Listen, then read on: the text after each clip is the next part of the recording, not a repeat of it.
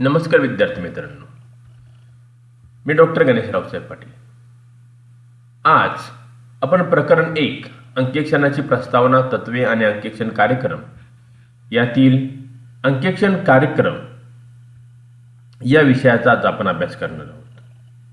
चला तर मग आपण बघूया. मागील व्याख्यानात आपण अंकेक्षणाचे विविध प्रकार बघितले. यामध्ये आपण कामाच्या स्वरूपानुसार व व्यवसाय संघटनेच्या गरजेनुसार अंकेक्षणाचे प्रकार बघितले. यात आपण संपूर्ण अंकेक्षण, अंशतः अंकेक्षण, वार्षिक अंकेक्षण, सतत अंकेक्षण, मध्यावधी अंकेक्षण, रोख खात्यांचे अंकेक्षण, ताळेबंदाचे अंकेक्षण, तसेच विस्तृत अंकेक्षण, परिव्यय अंकेक्षण, संयुक्त अंकेक्षण, योग्यता अंकेक्षण, खास अंकेक्षण, कर अंकेक्षण इत्यादी प्रकारचा आपण विस्तृत असा अभ्यास केलेला आहे. विद्यार्थी मित्रांनो, आजच्या लेक्चरला आपण बघूया अंकेक्षण कार्यक्रम म्हणजे काय. अंकेक्षण कार्यक्रमाचा अर्थ. अंकेक्षकाला अंकेक्षकाचे काम सुरू करण्यापूर्वी हिशोब तपासणीचा कार्यक्रम करावा लागतो. यात प्रत्यक्ष अंकेक्षणात कोणत्या गोष्टी तपासायच्या व कोणी तपासायच्या आणि कशा पद्धतीने तपासायच्या हे ठरवण्यासाठी अंकेक्षण कार्यक्रम तयार करावा लागतो. थोडक्यात कोणते काम कोणी करायचे, कधी करायचे, केव्हा करायचे, कसे करायचे याचे नियोजन अंकेक्षकाला करावे लागते आणि ते सर्व नियोजन हे अंकेक्षण कार्यक्रमात असते. अंकेक्षण कार्यक्रम म्हणजे अंकेक्षणाच्या कार्याची सविस्तर योजना होय, की ज्यामध्ये आर्थिक पत्रकातील प्रत्येक बाबीचे सत्यापन करण्यासाठी वापरायच्या पद्धतीचा व त्यासाठी लागणाऱ्या वेळेचा अंदाज दिलेला असतो. अंकेक्षण कार्यक्रमाच्या व्याख्या. प्रोफेसर मेईज यांनी अंकेक्षणाची व्याख्या केलेली आहे. ते म्हणतात, अंकेक्षण किंवा लेखापरीक्षण कार्यक्रम म्हणजे लेखापरीक्षण कार्याचे संपूर्ण नियोजन होय. यात आर्थिक विवरणपत्रातील प्रत्येक बाबींचे सत्यापन करताना उपयोगात आणावयाची विशिष्ट पद्धत व त्यासाठी लागणारा वेळ नमूद करण्यात येतो. या व्याख्येत सुद्धा प्रोफेसर मेग्ज म्हणतात की अंकेक्षण किंवा लेखापरीक्षण कार्यक्रम म्हणजे लेखापरीक्षण करण्याचे संपूर्ण नियोजन. म्हणजे एखाद्या व्यवसायाचे ऑडिट करताना ज्या ज्या गोष्टी करायच्या त्या सगळ्या गोष्टींचं नियोजन या कुठे येतं, या अंकेक्षण कार्यक्रमात येतं. यात प्रत्येक बाबीचे सत्यापन करताना ज्या गोष्टी उपयोगात आणायच्या आहेत आणि त्याच्यासाठी लागणारा वेळ, त्याच्यासाठी लागणारी पद्धत या सगळे कुठे असते, तर या अंकेक्षण कार्यक्रमात असते. दुसरी व्याख्या केली होवर्ड स्टेटलर यांनी. त्यांच्या मते पक्षकाराच्या आर्थिक विवरणासंबंधी विशिष्ट मत बनवण्याच्या उद्देशाने अवलंबल्या जाणाऱ्या सर्व प्रक्रियांची रूपरेषा म्हणजेच लेखापरीक्षण कार्यक्रम होय. अंकेक्षण कार्यक्रमात पुढील 3 गोष्टींचा समावेश होतो. नंबर 1, कोणती आणि किती कामे करायची आहे हे निश्चित करणे. नंबर 2, कोणत्या कामाचा किती भाग कोणी तपासायचा आहे हे सुनिश्चित करणे. आणि नंबर 3, किती कालावधीत हे काम प्रत्येक कर्मचाऱ्याने पूर्ण करावे हे ठरवणे. म्हणजे अंकेक्षण कार्यक्रमात या पुढील 3 गोष्टी खूप महत्त्वाच्या आहेत. कोणती आणि किती कामे करायची ती निश्चित केलं जातं. कोणत्या कामाचा किती भाग कोणी तपासायचा हे पण निश्चित केलं जातं.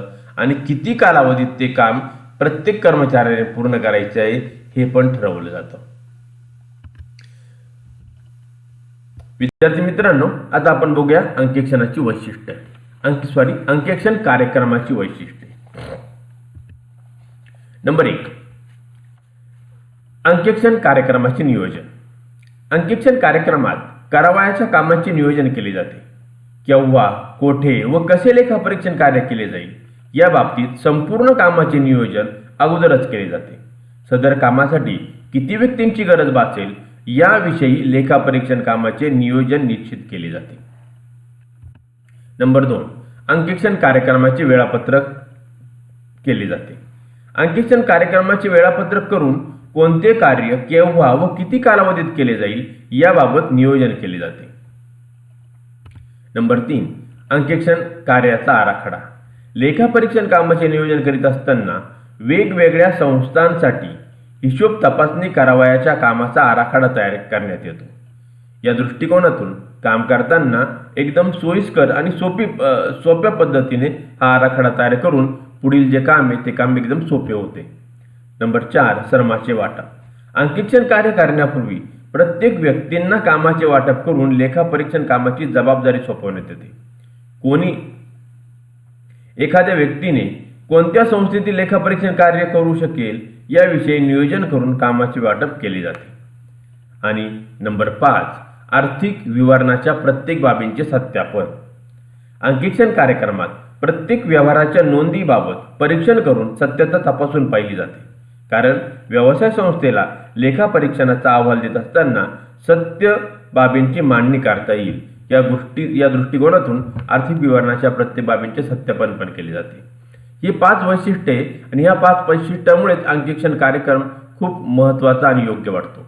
आणि तो म्हणजेच अंकेक्षण कार्यक्रमाचे नियोजन, अंकेक्षण कार्यक्रमाचे वेळापत्रक तयार करणे, अंकेक्षण कार्याचा आराखडा करणे, योग्य पद्धतीने अंकेक्षण कार्यक्रमात अंकेक्षण करताना श्रमाचे वाटप करणे आणि आर्थिक विवरणाच्या प्रत्येक बाबीचे सत्यापन होईल अशा पद्धतीने कार्यक्रमाचं नियोजन करणे. विद्यार्थी मित्रांनो, यानंतर आपण बघूया अंकेक्षण कार्यक्रमाचा नमुना कसा असतो, म्हणजे कशा पद्धतीने अंकेक्षण कार्य करतात. हे एक सॅम्पल फॉर्मॅट आहे जे अंकेक्षण कार्यक्रमाचा नमुना उदाहरणाच्या स्वरूपात आपल्यासमोर मी मांडण्याचा प्रयत्न करतोय. विद्यार्थी मित्रांनो, यात जे काही दिले रोज किर्त, विक्री पावती परीक्षण, वेतन मजुरी, खरेदी पावती परीक्षण, बँक खाते, रोज किर्त, अंतिम लेख्यांची तपासणी, रोख शिल्लक माल, हे कामाचं स्वरूप आहे. आणि हे कामाचं स्वरूप कोणत्या महिन्यात करायचं आणि कोणत्या कर्मचाऱ्यांनी करायचं याचं नियोजन आहे. म्हणजेच उदाहरणार्थ रोज किर्त तपासण्याचं जे काही काम आहे हे जानेवारी महिन्यामध्ये अँगल नावाचा कर्मचारी करणार आहेत.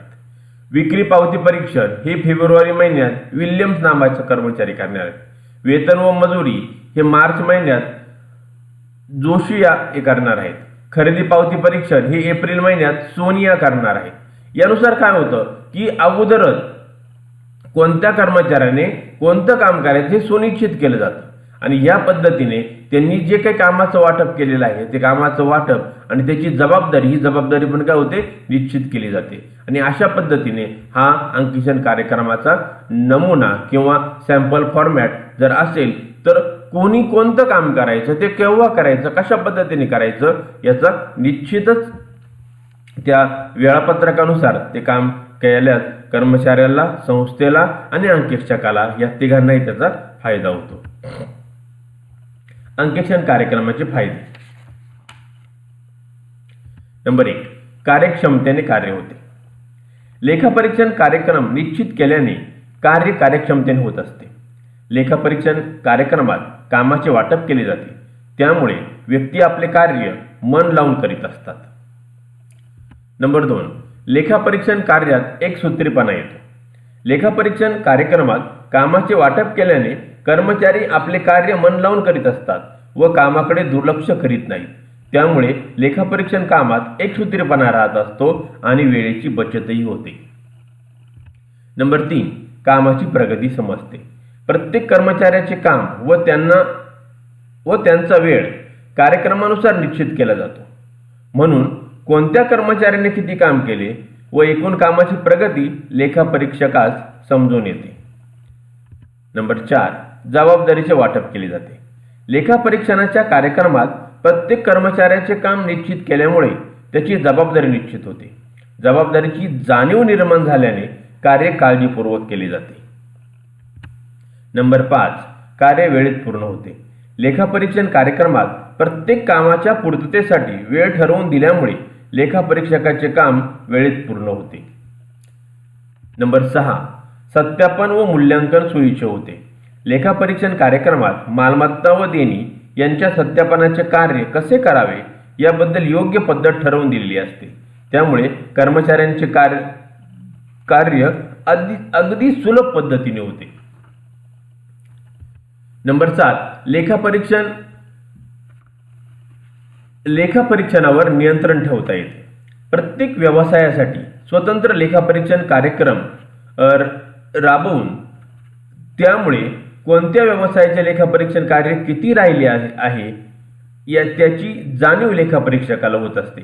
अर्थातच लेखापरीक्षकाचे कार्यावर नियंत्रण राहत असते. नंबर 8, कार्याचा पुरावा राहत असतो. अंकेक्षण कार्यक्रम हा लेखापरीक्षण कामाचा पुरावा असतो. एखाद्या वेळेस व्यवसाय संस्था आणि लेखापरीक्षक यांच्यात मतभेद झाल्यास लेखापरीक्षण कार्यक्रमावरून मतभेद दूर करता येतात.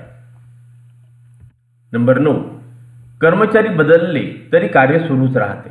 लेखापरीक्षण कार्यक्रमात लेखापरीक्षण करण्यासाठी सर्वच क्रिया निश्चित केल्यामुळे कर्मचारी मध्येच काम सोडून गेल्यास किंवा गैरहजर राहिल्यास लेखापरीक्षण कामाची प्रगती लक्षात येते आणि नवीन कर्मचारी यांना कामावर पाठवून लेखापरीक्षण कार्य करून घेता येते. नंबर 11, कर्मचाऱ्यांचा निष्काळजीपणा लक्षात येतो. लेखापरीक्षण कार्यक्रमामुळे कर्मचाऱ्यांच्या कामाची प्रगती दिसून येते. जर त्याने कामात चूक किंवा निष्काळजीपणा केल्या तर तो लगेच समजून येतो. नंबर 11, लेखापरीक्षण कार्य शास्त्रीय पद्धतीने होते. लेखापरीक्षण कार्यक्रमात लेखापरीक्षण कार्यासाठी शास्त्रीय तत्व आणि पद्धतीचा वापर केला जातो.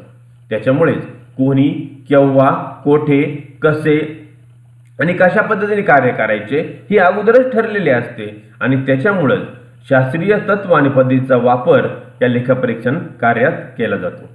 विद्यार्थी मित्रांनो, अशा पद्धतीने हे अंकेक्षण कार्यक्रमाचे किंवा त्याला लेखापरीक्षणाचे फायदे हे आपण आता बघितले. यामध्ये आपण कार्यक्षमतेने कार्य, एकसूत्रीपणा, कामाची प्रगती, जबाबदारीचे वाटप, काम वेळेत पूर्ण होणे, सत्यापन आणि मूल्यांकनाच्या दृष्टीने किती महत्त्वाचं आहे हे पण, लेखापरीक्षण कार्यावर नियंत्रण, एक म्हणजे अंकेक्षण कार्यक्रम म्हणजे कार्याचा पुरावा, कर्मचाऱ्यांनी बदलले तरी कार्य सुरूच राहते आणि कर्मचाऱ्यांचा निष्काळजीपणा लक्षात येतो आणि लेखापरीक्षण हे शास्त्रीय पद्धतीने होते.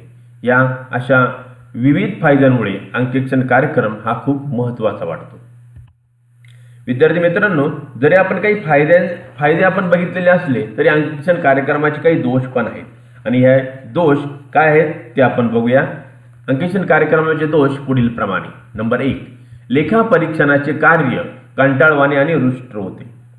लेखापरीक्षण कार्यक्रमात निश्चित केलेल्या पद्धतीनेच प्रत्येक कर्मचाऱ्यांना काम करावे लागते. विशिष्ट पद्धती व वेळेच्या बंधनामुळे कर्मचाऱ्यांना ते काम कंटाळवाणे वाटत असते.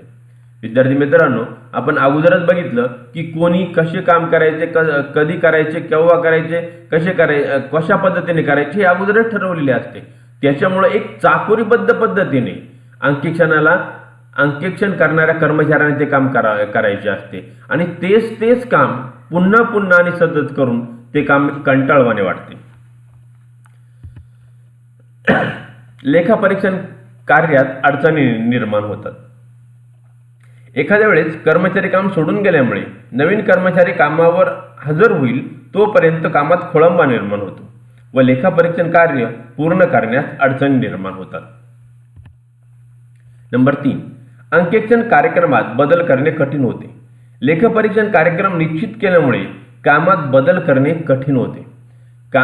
कामामध्ये लेखापरीक्षण कार्यक्रमात जर लवचिकता नसेल तर बऱ्याच वेळेस काय होतं की काम निश्चित केलं जातं आणि त्या निश्चित केलेल्या कामामध्ये एखाद्या कर्मचाऱ्याला जर त्याच्या काही कल्पना वापरायच्या असतील, त्याच्या काम करताना जर त्याच्याबद्दलच्या काही वेगळ्या गोष्टी त्याला वापरायच्या असतील तर त्या वापरता येत नाही. कारण का अगोदरच तो कार्यक्रम निश्चित झालेला असतो आणि त्याला त्याच पद्धतीने काम करावे लागते आणि म्हणूनच अंकेक्षण कार्यक्रमात बदल करणे पण कठीण असते. नंबर 4, लेखापरीक्षकाला यंत्राप्रमाणे नियमित कार्य करावे लागते. लेखापरीक्षण कार्यक्रमात ठरवल्याप्रमाणे कर्मचाऱ्यांना कार्य करावे लागतात. एखाद्या वेळेस लेखापरीक्षणातून चुकीचे व्यवहार नजरेस येतही नाही आणि अशामुळे अंकेक्षकाला एक यंत्राप्रमाणे कार्य करावे लागते. जरी अंकेक्षणाचे हे दोष असले तरी सुद्धा अंकेक्षण कार्यक्रम हा अंकेक्षण करताना खूप महत्त्वाचा आहे. या टॉपिकवर आपल्याला स्वाध्याय म्हणून मी काही प्रश्न देत आहेत. हे प्रश्न आपण गुगल क्लासरूमवर मला पाठवायचे आहे ते एका फुलस्केप पेपरवर ते प्रश्नांची उत्तरं लिहा आणि गुगल क्लासरूमवर ते स्कॅन करून माझ्याकडे पाठवा. पहिला प्रश्न आहे, अंकेक्षण कार्यक्रम म्हणजे काय आणि अंकेक्षण कार्यक्रमाचे फायदे व तोटे स्पष्ट करा. मागेच आपण ते बघितलेत. अंकेक्षण कार्यक्रम, याच्यामध्ये तुम्ही अंकेक्षण कार्यक्रमाचा अर्थ लिहा, व्याख्या लिहा, त्याचबद्दल अंकेक्षण कार्यक्रमाचे फायदे सविस्तर लिहा. त्याच्यामध्ये पॉईंट 1, 2, 3, 4 अशा पद्धतीने ते लिहा आणि नंतर सगळ्यात शेवटी सारांश म्हणून अंकेक्षण कार्यक्रमाचे फायदे आणि तोटे याच्याबद्दल 2 ओळीत आपलं स्वतःचं जे काही मत आहे ते मत स्पष्ट करा. दुसरा प्रश्न आहे, अंकेक्षण कार्यक्रमाची वैशिष्ट्ये सांगा. अंकेक्षण कार्यक्रमाची वैशिष्ट्ये सांगताना हा प्रश्न तुम्हाला थोडक्यात लिहायचा आहे की याच्यामध्ये अंकेक्षण कार्यक्रमात जे आपण 5 वैशिष्ट्ये बघितली त्या 5 वैशिष्ट्ये इथे नमूद करा. विद्यार्थी मित्रांनो, या लेक्चरमध्ये जर आपल्याला काही अडचणी असतील, आपल्याला काही शंका असतील तर तुम्ही त्या माझ्या ईमेल ॲड्रेसवर मला विचारू शकता. माझा ईमेल ॲड्रेस आहे ganeshpatil@ktgmcollege.ac.in. Thank you very much.